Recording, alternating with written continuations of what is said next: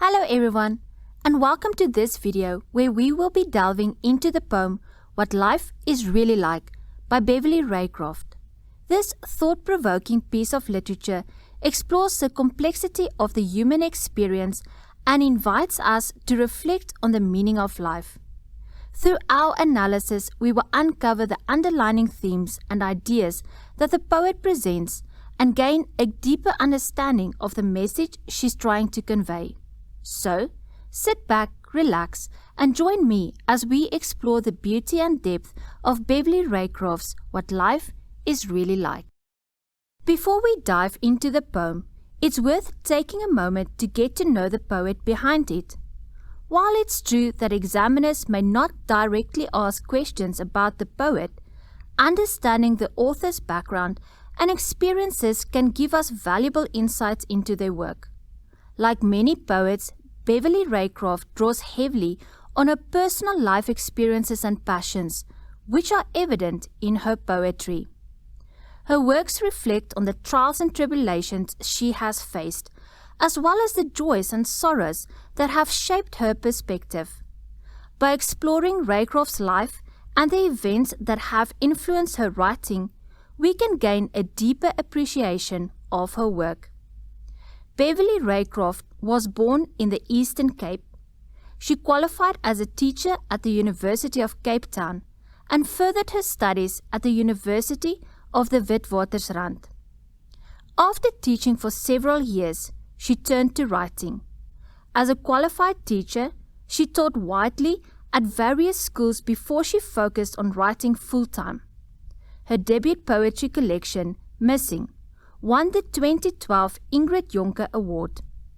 In 2013, she was awarded the Thomas Pringle Prize for Best Poem in a Journal.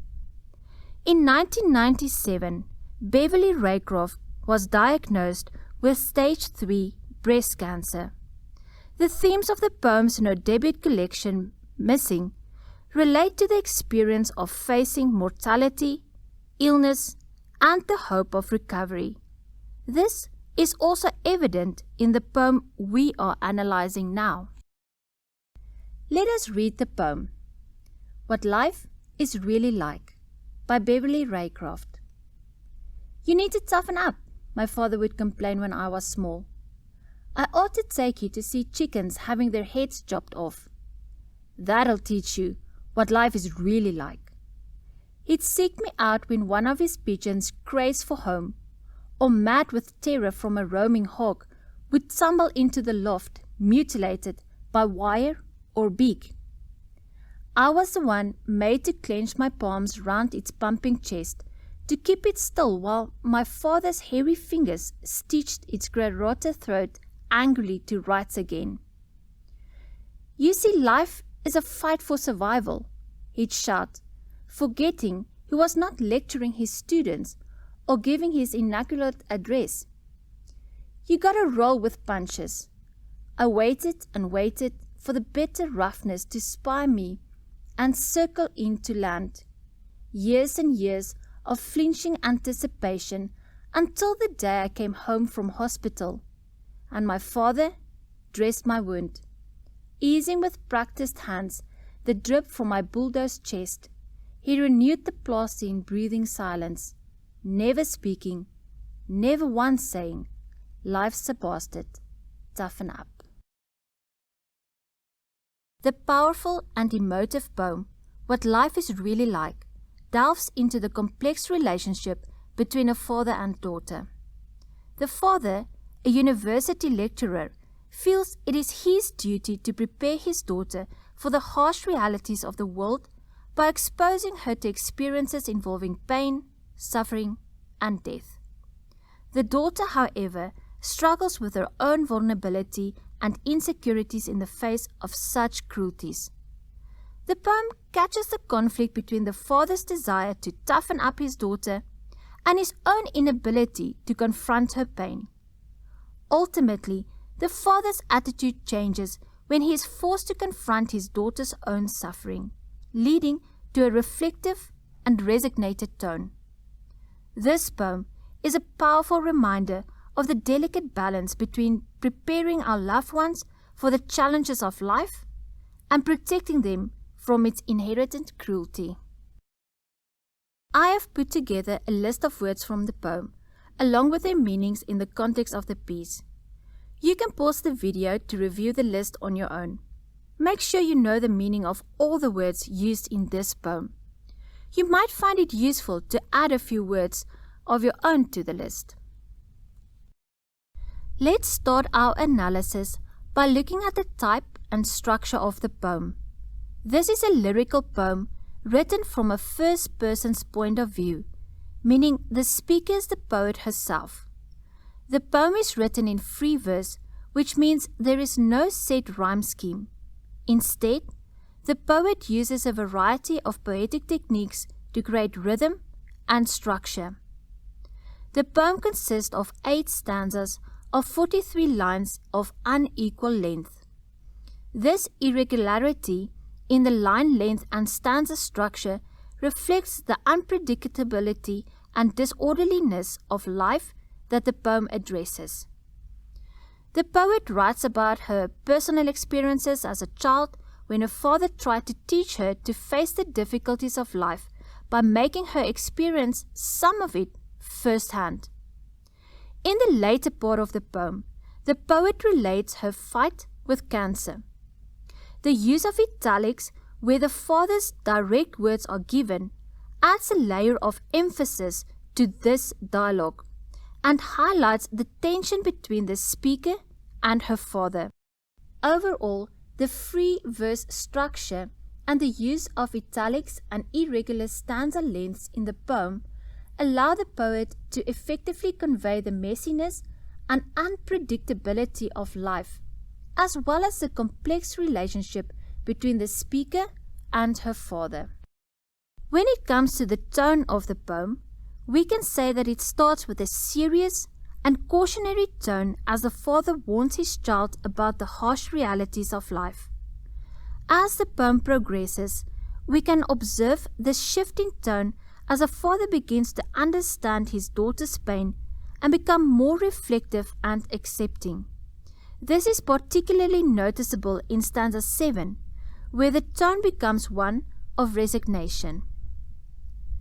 In terms of the mood, the speaker's mood can be described as one of anticipation, as she waits for fate to deal her a blow.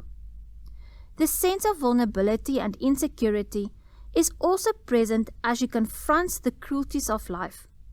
However, we can also see a change in mood towards the end of the poem when the speaker reflects on her own battle with cancer.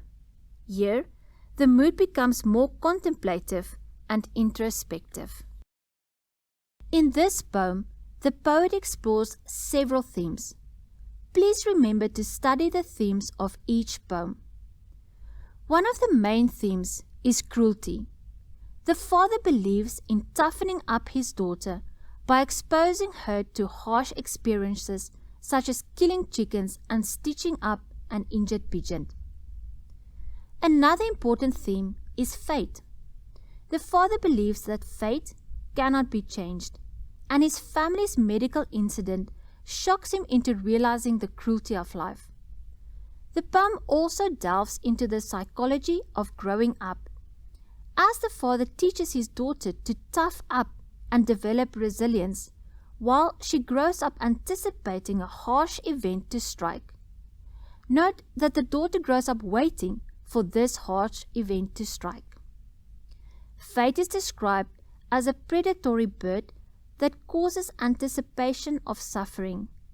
Additionally, the poem explores the difficulties and cruelties of life, as a father wants his daughter to experience suffering firsthand to prepare her for life's changes. Finally, the theme of illness and mortality is also addressed in the poem. The poet reflects on her own experience of cancer and her father's response to it. The poem provides an insightful and thought-provoking exploration of these themes, making it a valuable text for you as a student to study. The title. The title, What Life is Really Like, is significant because it sets the tone for the poem and highlights the central theme of the father's attempt to prepare his daughter for the harsh realities of life. It suggests that the father believes that he knows what life is really like, and that he is attempting to impart his knowledge to his daughter. However, as the poem progresses and the daughter is diagnosed with cancer, the title takes on a more ironic and cynical tone. It suggests that the father's understanding of what life is really like is incomplete and flawed, and that the daughter's experience of illness and suffering has given her a more profound understanding of life's complexities.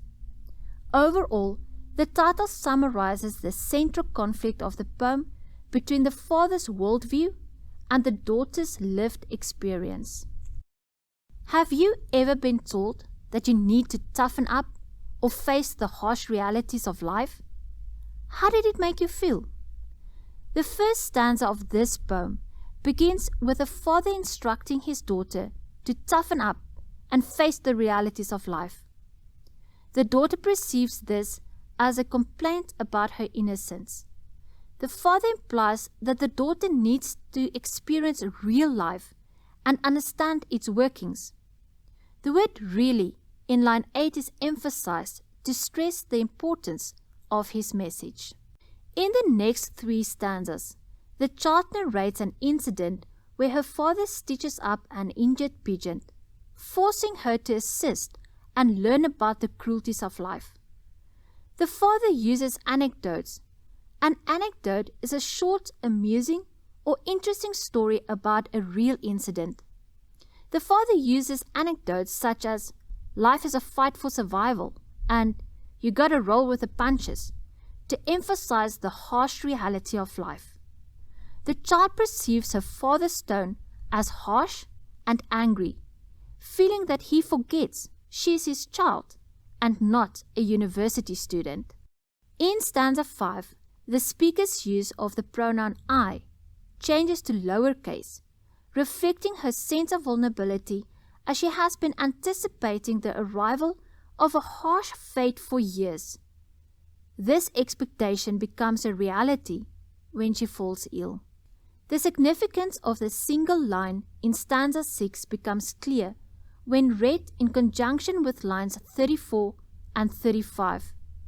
It is noteworthy that the father, who was previously urging his daughter to toughen up, is now the one who is tenderly caring for her wounds. In stanza 7, the poet reflects on her father's behavior while dressing her wounds. What is significant about this is that her father does it silently, in contrast to his past behavior when he was described as loud and insensitive during her childhood. In the final stanza of the poem, the poet reflects on her father's changed attitude towards life. She notes that he now understands the true nature of life's cruelty and how they can strike anyone at any time. The poet concludes with the realization that, despite the father's efforts to prepare her for the harsh realities of life, it was ultimately his own experience with his daughter's illness that taught him the greatest lesson.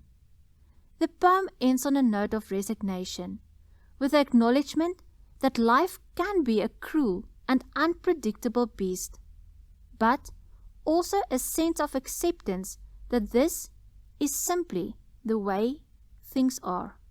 Great! Now we will do a line-by-line analysis of the poem, where we will look at each line and interpret its meaning and significance in the context of the poem. This will help us to better understand the themes, tone, and mood of the poem and the message that the poet is trying to convey. So let's dive in. As we begin our line-by-line analysis of the poem, the first thing to note is that the words in line 1 are in italics, indicating that they are not the speaker's words, but the direct words spoken by her father. In this line, her father tells her that she needs to toughen up.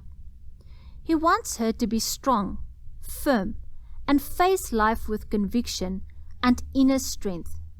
He is essentially telling her that life is not easy, and she needs to be prepared to deal with difficult circumstances by facing them herself. It's also important to note the use of enjambment in this line, which means that the sentence continues onto the next line without pause. This continues until the end of line 6, creating a sense of rhythm and natural speech. The continuous flow of words emphasize how insistent and persuasive her father was in forcing his ideas upon her. Moving on to the second and third lines of the poem, we see that it confirms who the speaker in line 1 is, the father of the little girl. The word complain in line 2 shows his dissatisfaction and annoyance about something. It seems that he feels that his daughter is too gentle or even gullible, and he wants to protect her and prepare her to be able to face the type of things he believes she will have to face later in life.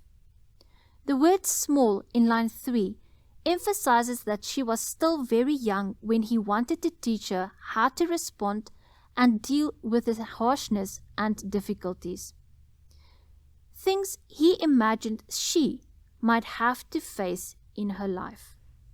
In lines 4 to 6, we once again have the direct words of the father, indicated by the use of italics. The words ought to suggest that the father believes it is necessary or good for his daughter to witness the beheading of chickens. But the use of ought implies that he has never actually taken her to see it. The father may seem cruel, but his true intention is to prepare his daughter for the harsh realities of life by making her strong enough to face them. The repetition of the harsh T and ch sound in chop off their heads creates an image of the violent act of beheading the chickens, and the repetition has an onomatopoeic effect that makes us imagine hearing the continuous chopping sound. Moving on to lines 7 and 8, we can see that the italics continue, indicating that the father is still speaking. The word that is used to mean that would, and it reinforces the idea of the previous line that the father wishes he could show his daughter the beheading of the chickens. He believes that by doing so he could prepare her for the harsh realities of life. The word really is in bold, emphasizing the father's conviction that life is difficult and a fight for survival. He wants his daughter to be strong and able to stand up for herself.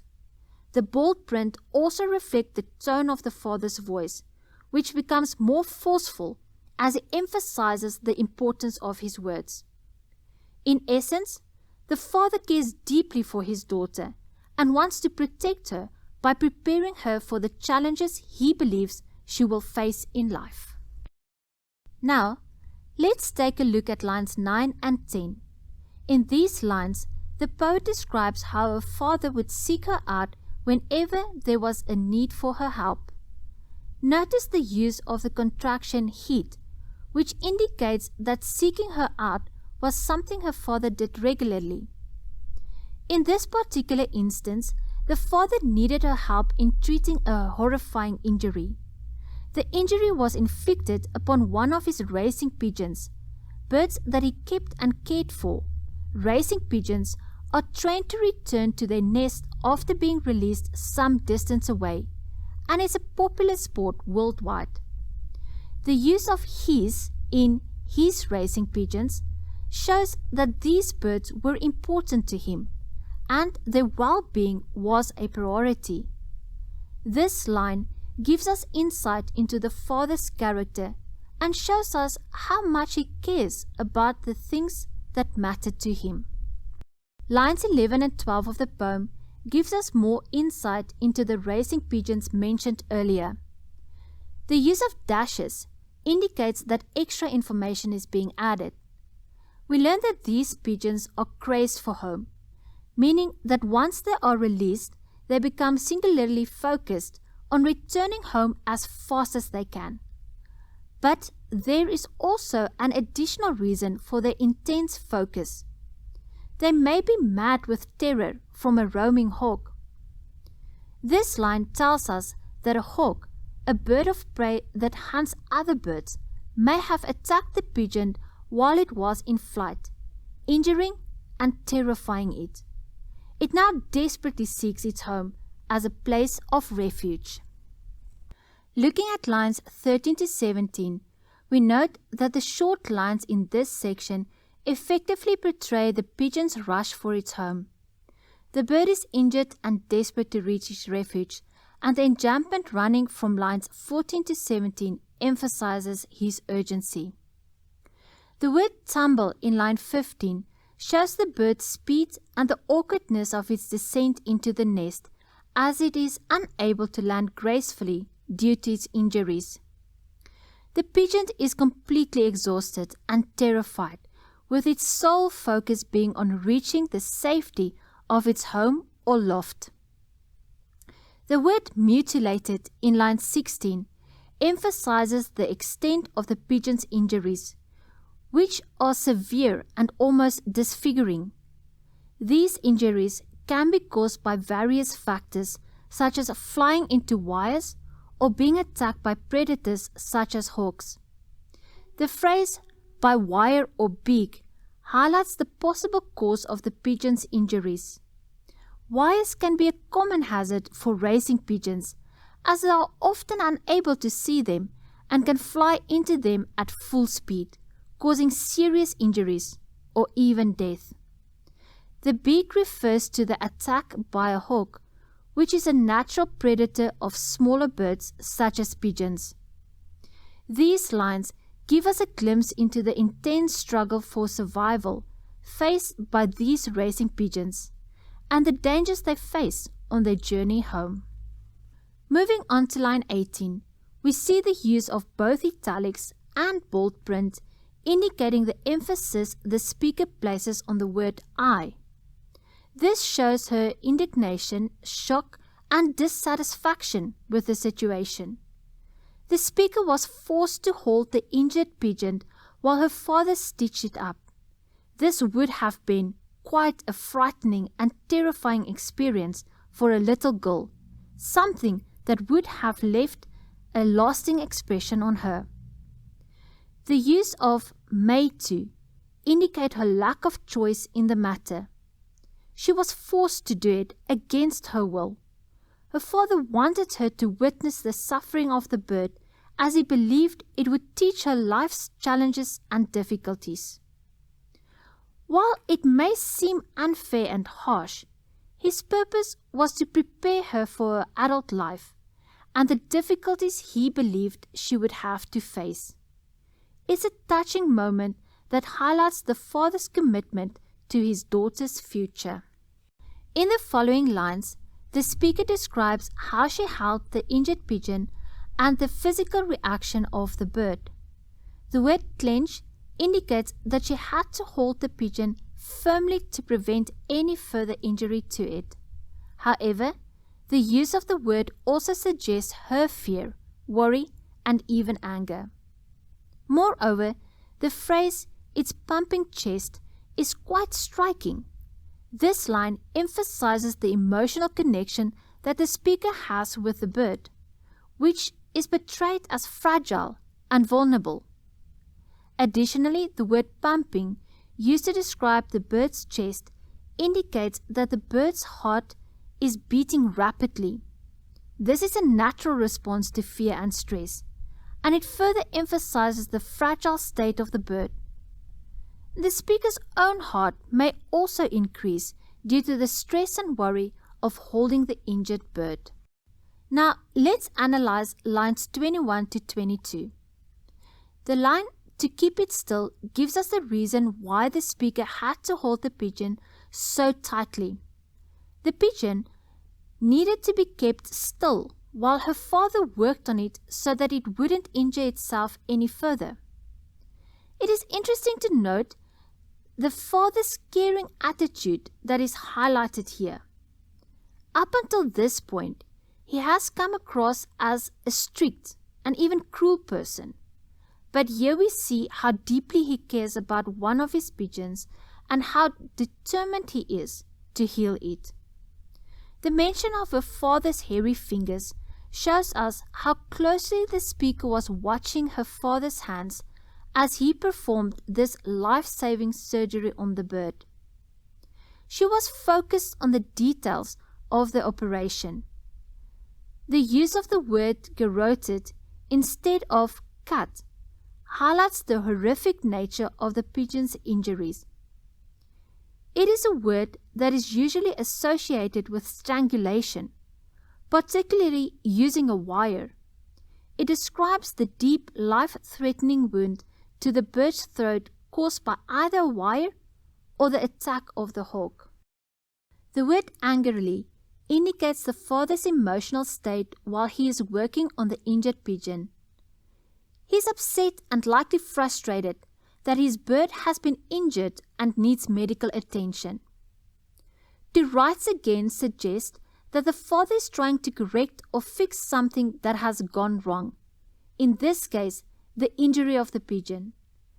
The phrase also implies that the father has the ability to bring things back to a state of normalcy or order.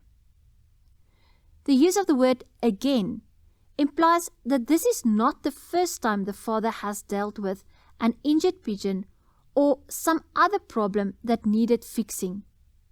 It also suggests that there may be future challenges or obstacles that the father and daughter will face together. In line 25, the father speaks directly to his daughter, using the current situation as a life lesson. He emphasizes the need to toughen up in order to survive, succeed, and triumph in life. This shows that the father's harsh action were not only meant to save the pigeon's life, but also to teach his daughter an important lesson about life's challenges and difficulties. Lines 26 to 29 showcase the use of enjambment, where the entire stanza consists of only one sentence without any line ending on a punctuation mark.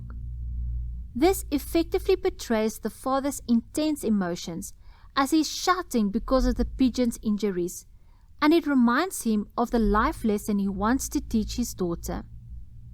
The mention of lecturing his students suggests that he is a teacher or professor at a university, and his job requires him to raise his voice to lecture learners or students in a lecture hall. The use of inaugural suggests that he is not an ordinary teacher, but at least a professor who has been newly appointed to a prominent position. Therefore, he is a man of authority, used to addressing and lecturing people. In line 29, the father's direct words, despite his advanced education, include the use of slang. The metaphor used in this line is a boxing term, where a boxer avoids punches to lessen their impact. However, in this context, it refers to a person's ability to cope with adversity, adapt to changing circumstances, and find positivity in any situation. The next stanza, lines 30 to 32, also employs enjambment without any punctuation, linking it to the next one-line stanza in lines 36. This technique successfully captures the constant flood of intense emotions experienced by the speaker, conveying their vulnerability and the expectation of misfortune resulting from their father's constant warnings and treatment. The speaker is now a grown-up and is facing a very pressing and stressful situation: breast cancer. The use of the lowercase I highlights her feelings of helplessness, insecurity, and vulnerability as she feels completely delivered to her current circumstances, with no real ability to protect herself or rectify the situation. The extended metaphor in this stanza portrays the speaker as a pigeon waiting for the cruel attack of life that her father predicted. In this metaphor, her illness, cancer, takes over the role of the hawk, attacking and damaging her body.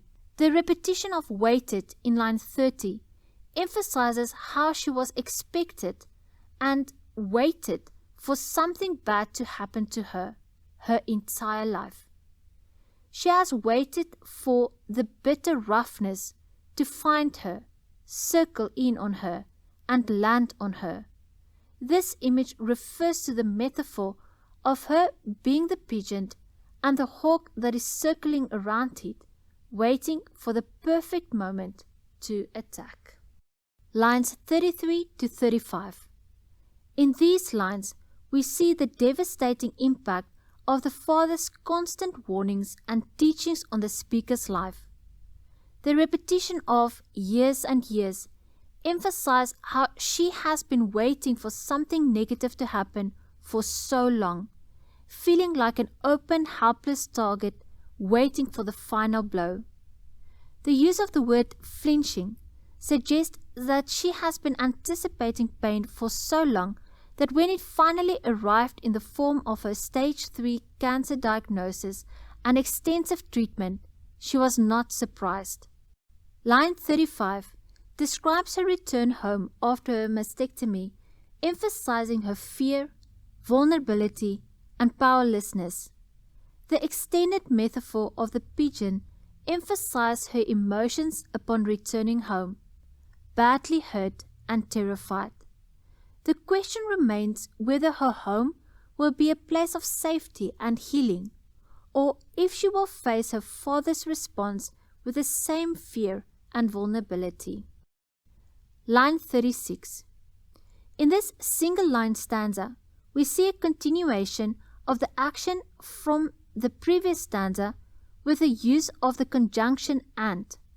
The line emphasizes the important role her father has played in her life.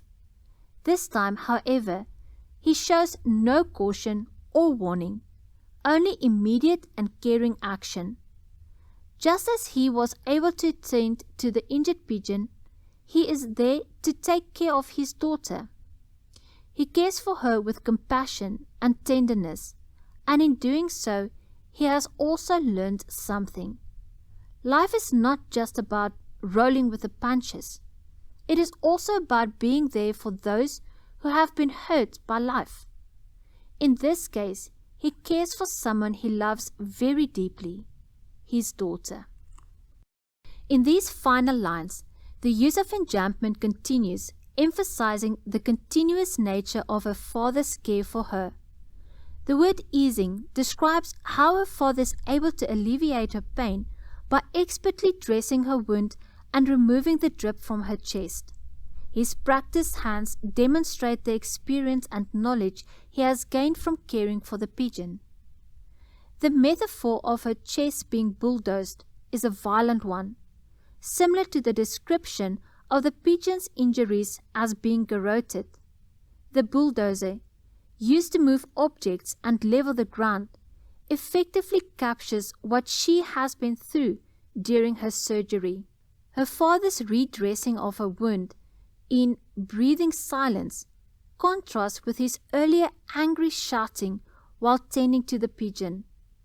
The only sound now is the sound of her father's breathing as he tends to her with gentle care.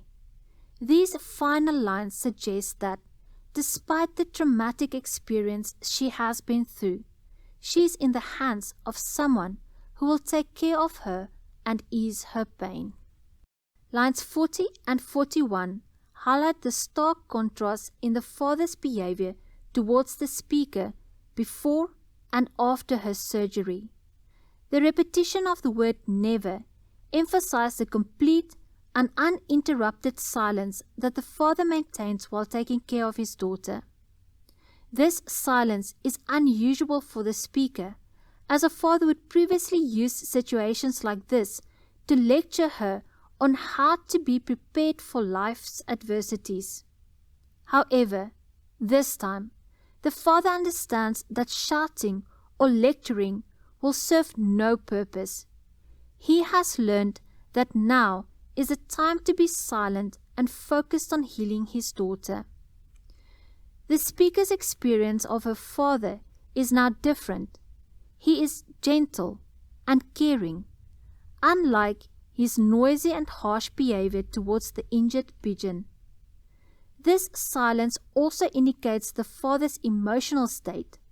He is deeply affected by his daughter's condition, and his silence is a manifesto of his anxiety and concern for her. In this way, the poet uses the father's silence as a poetic device to convey the emotional depth of the situation and the complexity of the father's character. The contrast in the father's behavior also highlights the change in his priorities. He has learned that caring for his daughter in a time of need is more important than lecturing her. In the final 2 lines of the poem, the speaker's father's direct words are printed in italics, emphasizing that these were the words he had used to prepare his daughter for life's challenges. However, the father is now silent, as he has been humbled by the unexpected blow that life has dealt his daughter. He finds it difficult to cope with the situation, but his daughter has been well prepared by his lecturers. She does not show self-pity or cry, but instead displays her determination to fight the illness. The final line, consisting of 2 capital letters, emphasizes her resolve and determination to survive. The use of capital letters and italics in the final line further emphasizes the strength and determination of the speaker as she faces this difficult battle. This concludes our line-by-line analysis of the poem. But before I go, let's have a quick look at the diction and figurative language used in the poem. A metaphor is a figure of speech that compares 2 different things without using the words like or as.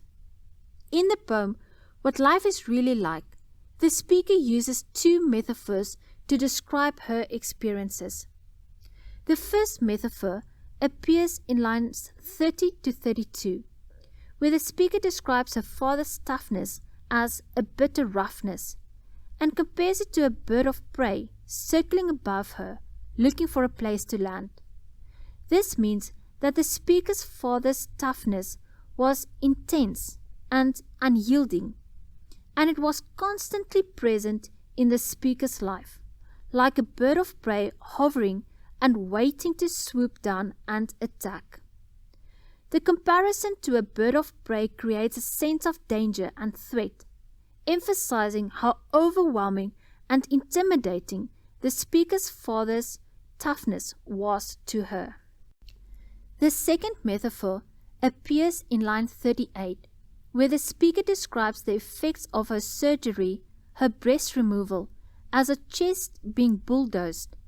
This means that the surgery had a significant impact on the speaker's body, leaving her feeling as if her chest has been churned up like soil by a bulldozer. The comparison to a bulldozer creates an image of destruction and upheaval, emphasizing the physical and emotional toll the surgery had on the speaker. Personification is a figure of speech in which inanimate objects or animals are given human qualities or characteristics. In the poem What Life is Really Like, there is an example of personification in lines 10 to 12, where the speaker describes a pigeon as if it were a human being experiencing fear. The pigeon is personified as mad with terror, which is effective in conveying the intensity of the pigeon's fear and unsettled state. By giving the pigeon human-like qualities, the speaker is able to create a vivid and relatable image of the bird's distress, making the poem more engaging and emotionally resonant. Contrast is used in the poem to emphasize the differences between 2 contrasting elements, which helps to highlight their importance and significance. In this poem, contrast is used to highlight the shift in the father's behavior towards his daughter. The contrast between stanza 1 and 7 highlights the change in the father's attitude and behavior towards his daughter. In stanza 1, the father is described as constantly lecturing his daughter to toughen her up and prepare her for life's adversities, while in stanza 7, he is depicted as being quiet and gentle while dressing her wound. This contrast helps to emphasize the father's change of heart and his newfound understanding of the importance of being gentle and caring towards his daughter in times of need. The use of contrast in this poem thus helps to highlight the poem's theme of love, strength, and resilience in the face of adversity.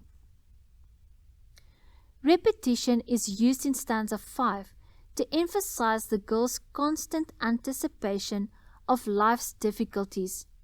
The repetition of the phrase waited and years emphasize the prolonged nature of her waiting and the consistency of her expectations.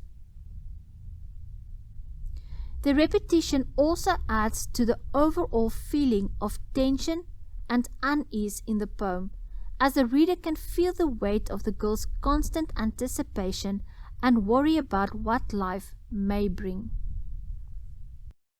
The speaker uses vivid imagery in the poem to create a strong visual impact on the reader. When describing the scene where she helps her father stitch up the injured pigeon, she uses imagery such as clenched to describe how tightly she is holding the bird, and pumping chest to depict the bird's frightened heartbeat. The garroted throat of the pigeon is a powerful image that conveys the brutality of the bird's injury and the potential cause of it. The father is also described in detail with hairy fingers working angrily to stitch the wound. The father's anger and frustration are tangible, and his words about life being a fight for survival are emphasized through this imagery. The contrast between the father's tough exterior and his tender care for the wounded bird also creates a heartbreaking image. The following quote describes Beverly's response to her illness perfectly and serves as a wonderful conclusion to this poem. Squaring up to my mortality, accepting that deep suffering is an inherited part of life, has enhanced my life immeasurably. Accepting that you, like everyone else, will die one day, lends a special urgency and joy to every moment that you live. This really hits home. Now it's your turn. Let's engage with the poem a bit more. In the comments below, share your thoughts on the father's approach to teaching his daughter about life's cruelties. Do you agree with his method or not? That's all for now. Thank you for watching. We'll see you in the next video.